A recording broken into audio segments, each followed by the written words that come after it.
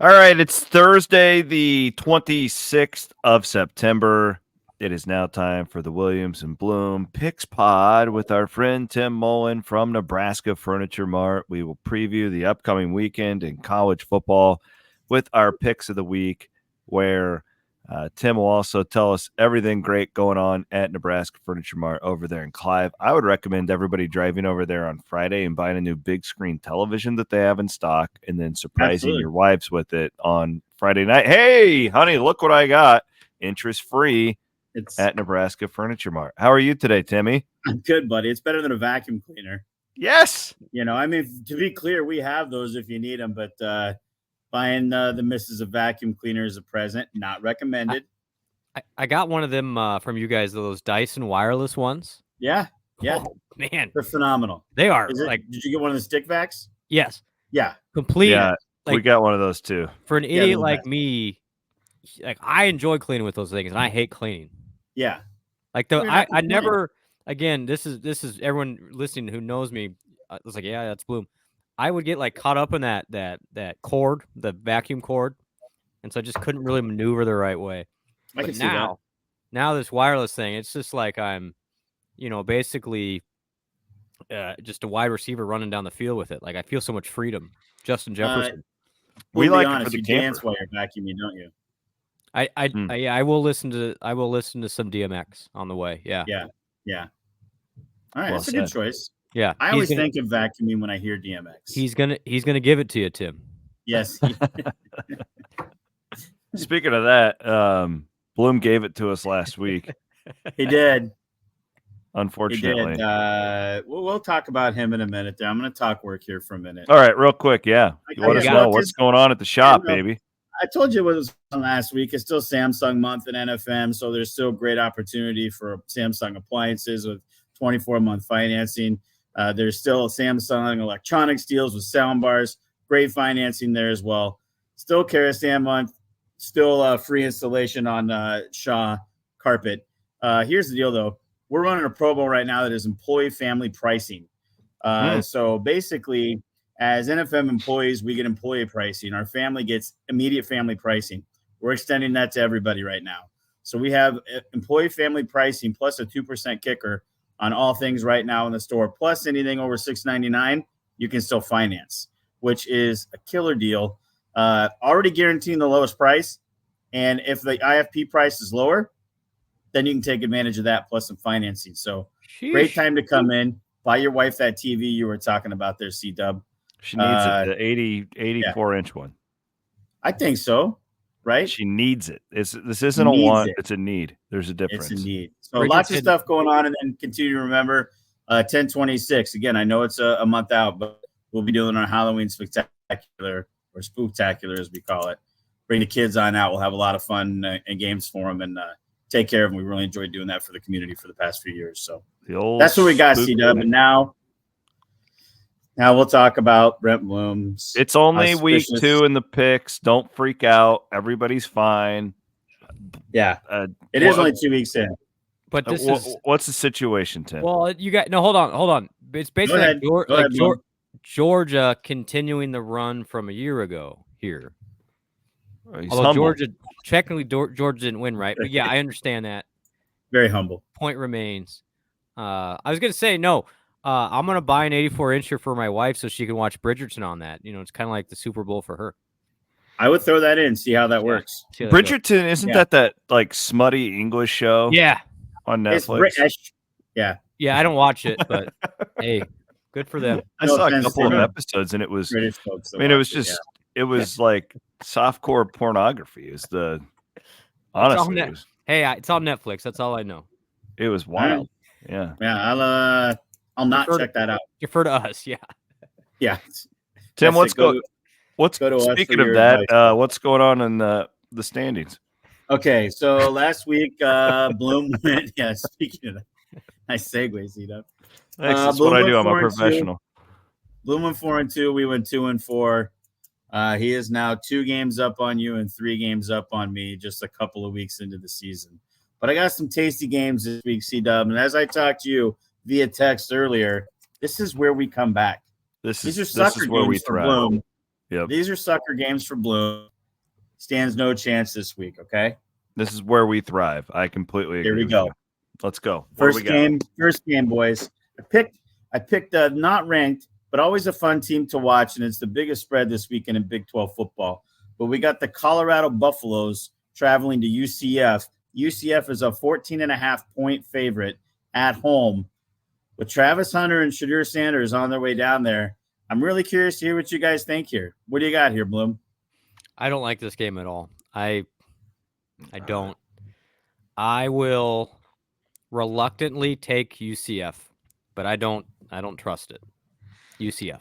I don't either. I hate this game because I could totally see them getting blown out, just completely blitzed. But on the other hand, like, for what it's worth, I was high on UCF all offseason. Okay. I was high on UCF in like June before everybody else jumped on this. So like I'm not saying anything that our audience isn't prepared for. But they haven't done anything yet. They haven't beaten anybody. Right. They're so what's 3-0. It's 4.5, 14.5. 14.5. I'll take the hook. Give me Colorado, and hopefully I get one back on Blum. There we go. I don't like this, though. I wouldn't bet your paycheck on it. I too will be taking Colorado. They should have lost last week. I mean, you think if that they don't get the prayer, the Hail Mary, like what kind of heat is on Dion and all that stuff, but they did. But they did. Can but with that offensive production, this is I think that they can stick within 2 scores. This is my point game, though. I think UCF gets to 45 here. Well, I will say that the matchup is awful for Colorado. Yeah, because UCF is built all around power football and, really could exploit what Colorado doesn't do well. But, man, they still got guys. Colorado. Yeah. I mean, when you have Sanders and Hunter, like you can score points. Those are 2 of the 5 potential best players in college football. Yep. 2 of the 10 for sure. That's what I'm going with. Yeah. That's what and look, I mean, if it was 7, one thing, but you're giving me plus 2 touchdowns and a half. I get it. Not touching. Yeah. All right. Tim and I are getting one back on Blum there. There we go. Over to the Big Ten, gentlemen, with the previously notorious Fighting Illini on the road in Nebraska, going to Penn State. This started at 17.5. I checked it again today. We're taking it at 19. Penn State favored by 19 at home versus Illinois. I'll go. I don't know what Penn State's done this year to get almost a 3-touchdown chance here over Illinois. Again, give me Brett Bielema going on the road here in a hard territory to stay within 19 points. There you go. That's where I'm at. What do you got, C-Dub? This feels like a suckers play. This feels like taking Arizona State or Oklahoma or Oregon State in the points against Oregon is what it feels like to me. Like, because I'm with you. I watch it. I look at it and I go, and I just go, why? Why? Yeah. And quite frankly, the UCF game feels a little bit like that too. This feels like a sucker's play to me, but it's too many points. I know. Have to take the points. Bielema's a good coach. Yeah, he's not some garbage coach. They play defense. They got a good quarterback. Yeah, Altmaier's a good quarterback. I want to say these 2 exact teams were in this exact same spot like 3 years ago. Yeah. I want to say that, and I'm pretty sure we all bet on Illinois, and I'm pretty sure we all lost, but I'm going to do it again. Give me the points. Blum, I'm assuming you're taking Penn State? Yeah, because, again, like last time this happened, I said, I'm going to take Oregon State, but I'm going to regret it. I'm not doing it twice. Fool me once, shame on me. Fool me twice, shame on you. Well, and the fact that this thing is steamed all the way to 19, it means all the pros are betting on Penn State. Like, correct. It's just hacks like us taking Illinois, Tim. Correct. As the former president George H.W. Bush said, I won't be fooled again. And you're going to his hometown tomorrow. I am. On Friday. So there you go. All right, gentlemen. Wow. Next up is the probably marquee matchup in the U.S. this weekend. We have the Bulldogs, number 2 ranked, going to Bama, number 4 ranked. I don't know, first time in however long, Bama, a home dog. 2-point favorite is Georgia, going to Tuscaloosa, not a neutral game. They got to go there and play them. I'm simple on this one, boys. Alabama till proven otherwise. I'll take Alabama here. Blum, what do you got? I think Georgia's just got more talent. I'm a big DeBoer guy. We've talked about this. I just think Georgia's further ahead. This is going to be a great game. This thing's going to be watched by like 20 million people. Yeah. However, I'm going to be one of those watching. Actually, I won't be. What time is this game? Is this 2:30? No, I think is it 2:30? Is it a night one? I thought it was a 2:30. Anyway, but I will be. Let me look it up for you. Analyze the game, and I'll look it up. I'll be tuned in from Houston. Alabama is just not where Georgia is on the lines. I think Georgia. I'm sorry, you will not be watching it. This is an ABC 6:30 kick. I'll be watching the better game in Houston. No, I just think Georgia's further ahead, and I think the lines are to determine this. 24-21 Georgia. Yeah, I'm gonna agree with Blum. And I'm a Jalen Milroe guy. He's one of my favorite players to watch in the last 10 years. But you're a bigger DeBoer guy than me. I'm not against him. Like, I don't think he sucks. I'm just that's a tough task. It's a big jump to do what he did there. But they're only a 2-point dog, so this is a freaking toss up. He's playing with it's not his talent he has there. It's Nick Saban's talent. To me. Yeah, Milroe, that kid is special, and I think this is. I agree. I don't want to say this is coming out party because he's definitely already out. People know who he is, but what that kid can do with his legs and with his arm, does Georgia have that? Well, I don't know if they have that, but I do know that if Milroe or Travis Hunter don't win the Heisman this year, we're doing it wrong because those two guys are unbelievable. Yeah, I mean, Beck for Georgia's pretty good too. Like, he is. I'm not saying he's not bad. Yeah. But he's throwing the ball. I think this is interesting to me. There's no Ladd McConkey. There's no Brock Bowers. True, and that's where I think how deep is Georgia? Like, we've heard about it for years. It's the deepest, most talented team. Well, we'll find it out. All right, gentlemen. Next game. This is actually, I apologize earlier, a correction, but that was versus two Big 12 teams. This is the largest spread for a team. Number 1 Texas at home. Mississippi State coming to town. Classic SEC battle again this weekend here. And correct me if I'm wrong. Quinn's still out, right? He was a maybe, I think, for this one. Do you see any way they put him in for this game if he's even sketchy at all? No. So this is where Arch Manning just supplants himself and takes the job. We hell of a story. I know. I'm all about the stories. Let's go. It's content for you, baby. Yeah, give me something to talk about. 39.5-point favorite at home. Gosh. 39.5-point favorite. This started at 37.5, has moved to 39. Little stat for you. Texas 4-0 against the spread this year. And they're just killing it. So I don't know anything about Mississippi State. They're terrible. Guys? They got lost to Toledo. They're horrible. Terrible. Here's what we're going to do. Okay. We are going to sell Texas high. 4-0 against the spread. 5-0 is really hard to do. We're just going to say the number's inflated. Backup quarterback, even if he is the most highly touted quarterback in the history of college football. Give me the 39.5 points. And we're going to do it for Coach Leach, who I have over my shoulder. All right. And I fully realize Mississippi State, this might be the best team in the SEC going up against the worst. I understand. I don't think there's any question about that. I don't think there's any question that is the case. That said, here's why I like Mississippi State here. A little inside baseball. The new Mississippi State coach is Jeff Lebby. Where was he before? He was the offensive coordinator at Oklahoma. And prior to that, he was at Baylor. So he knows Texas well. He knows Texas well.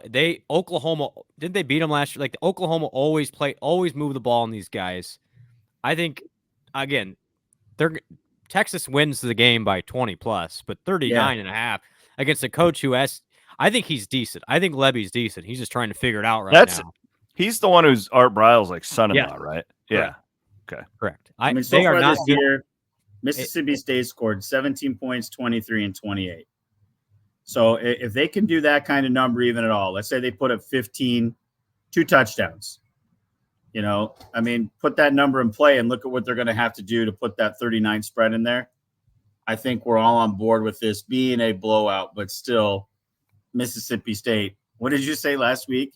I think they're when you said that about Farley. Coach Farley coaches them up. Coaches them up. Yeah. Coaches them up to only lose by 38 or less. Yeah. Jeff Small Levy. victories, baby. Yeah. Small victories. Texas by 35. Texas by 35. Next game, gentlemen, going down to Manhattan, Kansas, where the number 23 K-State Wildcats are a 4.5-point home favorite against the Mullet and the Cowboys of OK State, ranked number 20. I don't know. Last week, I was pretty excited about Oklahoma State. I thought they'd have a good showing at home. They did not. I don't really know much about K-State either. I'm simply going to go with the road game here, take the home team, and sit on K-State, covering by 4.5. C-Dub, what do you got? Yeah, I'll go with you. For no other reason that it's a home game. I don't really like this game. That's why I'm there. Way. Yeah. Oklahoma State's defense isn't that good. However, I think that Kansas State's been pretty one-dimensional, so they should be able to lock in a little bit. I don't have a great feeling either way here, but they were so bad last week. Again, it's a little bit like the Texas thing. It's like everybody's probably selling Kansas State right now, so I'll be the first to step in line and buy them at home in a really big spot in a really big game. I like them to win this thing convincingly. Okay. Blum? Yeah, actually, I'm super high on K-State here. I think Avery Johnson is going to be very much a home quarterback to start his career. He will figure it out eventually. If you look inside the data a little bit from that BYU game, K-State actually out-yard per played them for the most part. It's just they got bit by the turnover bug, and special teams were awful. I think K-State's fine. I'm not buying Oklahoma State on the road. They now got quarterback problems. Right. I think K-State wins this by double figures. All right. We're actually more similar than apart this week, gentlemen, on the final game here. We got the night game where the Cyclones of Iowa State, number 18th ranked, go down to Houston. 2-touchdown favorite going to Houston. I'll go real quick. I mean, I looked at this game a lot. I didn't know a lot about Houston, but I'll tell you what they can't do, and that's score. And I'll tell you what Iowa State can do, and that is score. So, to me, I honestly am kind of shocked it's only 14. I'll be serious about it. I really kind of am after looking at the differences. I love Iowa State here, covering by 14, maybe even 3-4 touchdowns going down there. All the smart money's on Iowa State this week across the country. And I don't know if I'm smart, but I'm picking Iowa State too. I was going to say all the smart money and now me and now you. So, yeah. Well, I think I picked for my score prediction for Cyclone Fanatic. I think I said 27-13. So, yeah.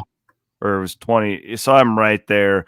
My only hesitation on the number, I think Iowa State wins comfortably, but Blum, it's just, I think Willie Fritz with two quarterbacks that can run. Yep. And a decent defense. Like they can play defense. I think he'll shorten the game exponentially. He's not going to want to get in a track meet with Iowa State. So like that would be my concern on covering a 14-point spread. I actually think you take a long look at the under for this game, whatever that might be. I don't even know what it is. But again, I've watched so much Tulane football in the past. That's where he comes from for our audience. I know their athletic director or their former one, and I've just always been a fan of Willie Fritz. He's a good coach. They don't have the talent to compete in this game, but he'll find a game plan to kind of do what Campbell has done to find a way to keep the game within reach. We've seen Ferentz do this over at Iowa for years. Low possession game could keep Houston so it looks like a good game on the scoreboard. But I still think Iowa State finds a way to cover that. I think it's a brilliant read, honestly, all the way around.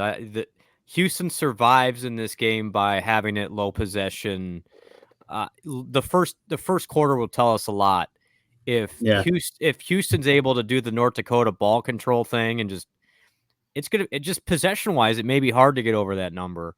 However, if Iowa State's able to turn them over early and Houston gets behind by 2 touchdowns, then it could get way out of hand.